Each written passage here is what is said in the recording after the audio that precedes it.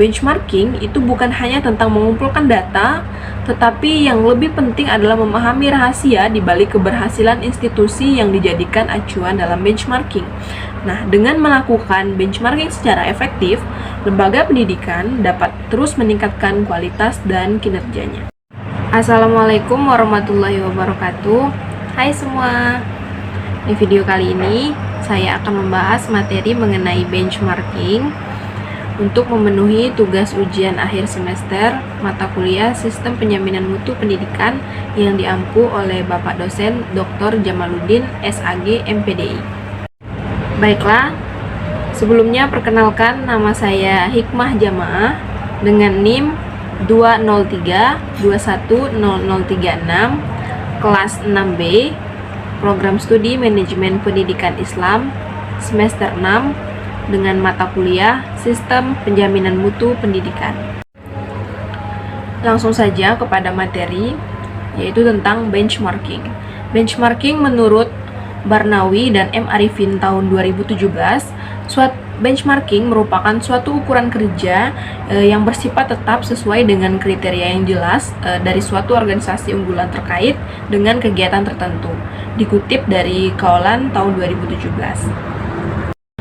Selanjutnya, benchmarking dalam lembaga pendidikan.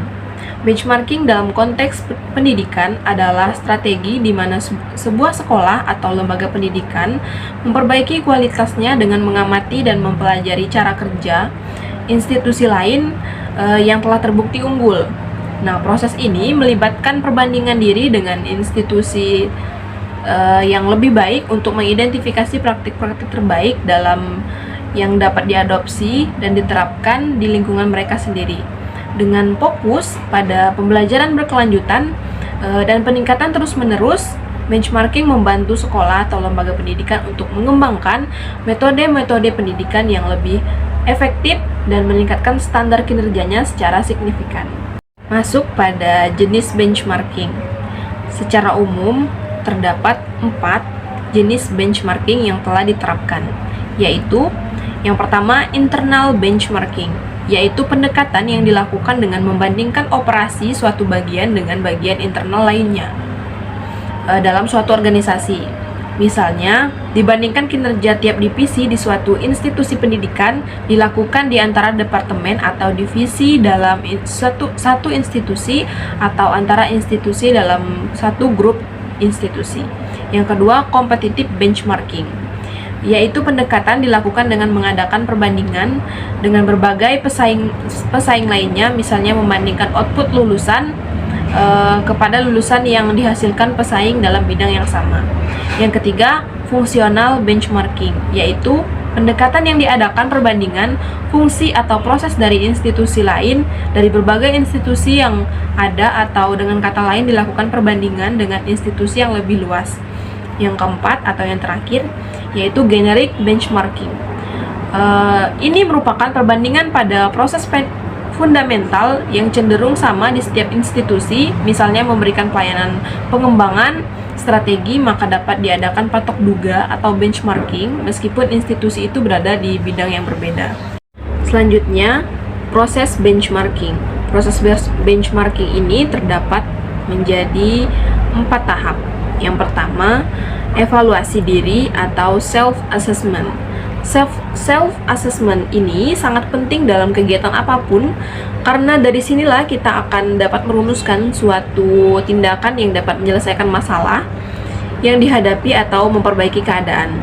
Hal-hal yang perlu dikaji minimal menyangkut 9 komponen evaluasi diri yang telah digariskan oleh Badan Akreditasi Sekolah, meliputi yang pertama itu ada kurikulum dan pembelajaran, yang kedua administrasi dan manajemen, organisasi kelembagaan sekolah, sarana dan prasarana, ketenagaan, pembiayaan peserta didik, peran serta masyarakat, dan juga lingkungan serta budaya sekolah.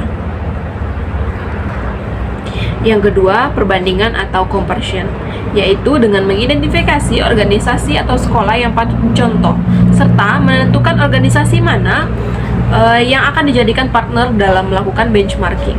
Yang ketiga ada analisis dan adaptasi, yaitu dengan melakukan refleksi mengapa organisasi atau sekolah Anda memperoleh hasil yang kurang baik, sementara organisasi sekolah atau organisasi dari sekolah lain itu hasilnya lebih baik. Yang keempat, rencanakan dan implementasikan. Di sini, memikirkan secara cermat tindakan apa yang perlu dilakukan, komunikasikan atau sosialisasikan alternatif terbaik kepada semua warga sekolah, galang dukungan, dan lakukan tindakan yang telah dirancang untuk mencapai perbaikan. Dan yang kelima ada umpan balik dan evaluasi, yaitu dengan mengamati dan menilai secara cermat apa yang telah dilakukan dan hasil yang telah dapat dicapai. Selanjutnya, ini merupakan petunjuk keberhasilan dalam benchmarking. Keberhasilan benchmarking ditandai oleh komitmen aktif dari manajemen, pemahaman yang jelas tentang kondisi-kondisi terbaik, kesiapan untuk berubah, fokus pada praktik-praktik terbaik.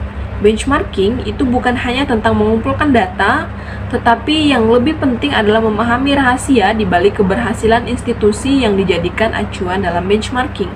Nah, dengan melakukan benchmarking secara efektif, lembaga pendidikan dapat terus meningkatkan kualitas dan kinerjanya. Sekian video pemaparan materi mengenai benchmarking. Mohon maaf jika ada salah-salah kata. Semoga video ini bermanfaat khususnya pada lembaga pendidikan. Saya ucapkan terima kasih. Wassalamualaikum warahmatullahi wabarakatuh. Bye-bye.